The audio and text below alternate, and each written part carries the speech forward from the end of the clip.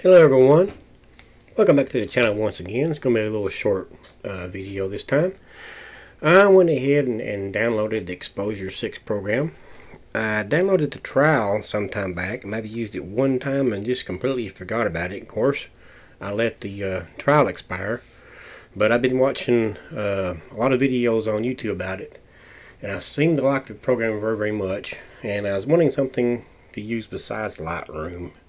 Take away from Lightroom a little bit. So, of course, this program does have a plug-in for Lightroom and Photoshop, if you so wish desire to use it that way, but I'm using it as a standalone program right now. So, the other night on 3/25 of 2021, about almost 2 o'clock in the morning, I took a wild hire and figured I'd do some photography at nighttime out in the yard here. So, I had this Predator action figure that I bought some time back, and I said, let's go ahead and try to pose him a little bit there, and we take his picture and try his program out. So you can see here, this is my edited picture that I did come up with, my final edit of this little Predator action figure. I did use a tripod with this. What I used is a handheld speed light. Had a little small grid on the front of it there, and I used it just to light the figure up. I used it in a test mode and just took about 10 quick little shots of light around it before the timer expired to light it up real good there. You can see here my timer does say 10 seconds. I used the f-stop at 3.5 and have my ISO set at 400, and my focal length was 18mm. This is with the kit lens that come with the Canon 60D. So if you want to see what this picture looks like before I edited it, here's the before, which by itself is still a so good picture. Person could go in and just crop this and make it a nice little picture. Let's undo that reset. We can go through and turn my editing off, and there it is, cropped in. It's actually a real nice edit just by itself. But I did go through and play with the program a little bit. This Exposure 6 program will let you use layers similar to Photoshop. You can do some things to it. You can't do everything like you did in Photoshop, but it does do some stuff. You can see here, I believe this is what I have my temperature setting on. Let's see if it's a reset. No, 5966 is what I have my temperature setting on. 10. I didn't mess with none of the exposure. I did bump the contrast up to 15 on this picture. I did bring the highlights down to minus 30.95, and I did bump the shadows up to 28.57. Didn't mess with the whites. I did bring the blacks down to minus 66.67. Of course, this will be different in Lightroom. It won't be the same settings in Lightroom as it is in exposure.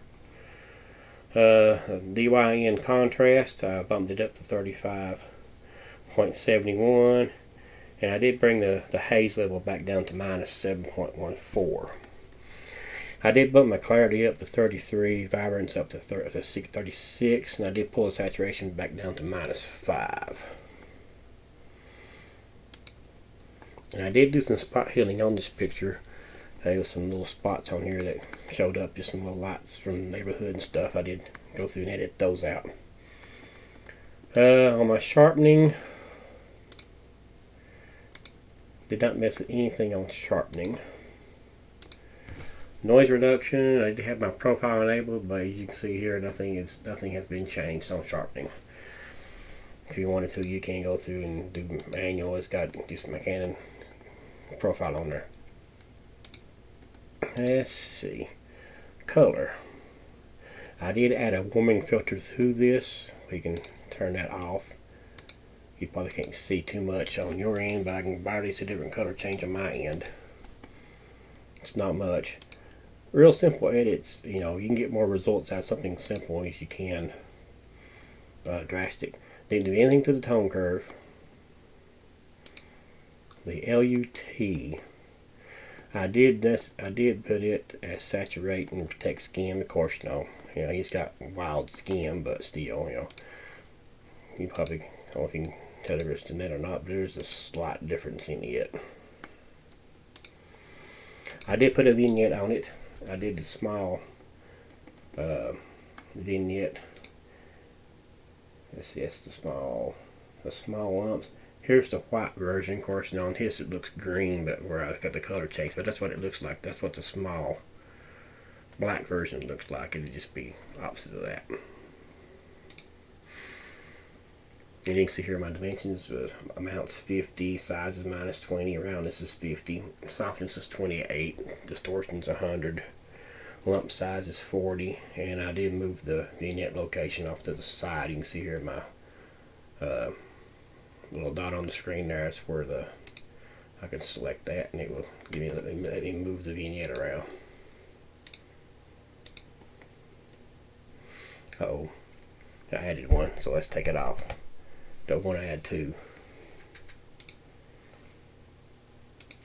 On the overlays, this program's got some really nice light effects on it here. I did pick this one here out, and I put it on multiply, darken, something you can do on similar on Photoshop. So I can turn that off and turn that back on, and it shows you what I did. I did a zoom of 2.72, and of course the patches at 100. And of course I did move this from where it was at, because this originally was at more of a corner. On those, didn't change anything else in that panel. I didn't mess anything on the focus, and didn't mess anything on the grain. I left the grain off. Didn't mess with grain. The IR, I did put a fog on it. It's got a little fog setting. You can see here it does change it just a little bit. Here's the settings used on it. It's 21. The opacity setting was 63. And the spread was 45.91. Did not mess with the bokeh in any shape, form, or fashion. Really wasn't nothing going on in the background to do a bokeh on, so. And I did have my lens profile correction enabled. You can see here I did have my kit lens and all that good stuff. I did turn on the vignette and the chromatic apparitions. I did turn those on. You know, as you can see, they're not there, just turned off. And there's turned on. Defringing, didn't mess any of the settings in defringing. Transform, I didn't mess anything with transforms, but I did play with it. Let me turn it back on so you can see it. Because I did pop it into, you can go through, you can change your, which I thought was cool. But I didn't mess with none of that stuff. I left it as it was. And of course, there's my metadata, has all my information on my camera, and of course my name and all that good stuff. And of course it has all kinds of presets.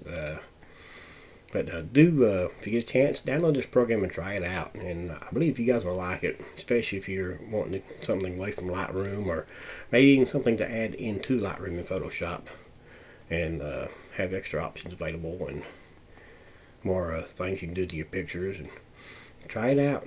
If you don't like it, you can always delete it. So, but there's a short, quick edit. Thank you guys for your time. As of always, please like and subscribe if you haven't already. And comments are welcome. And have a wonderful day.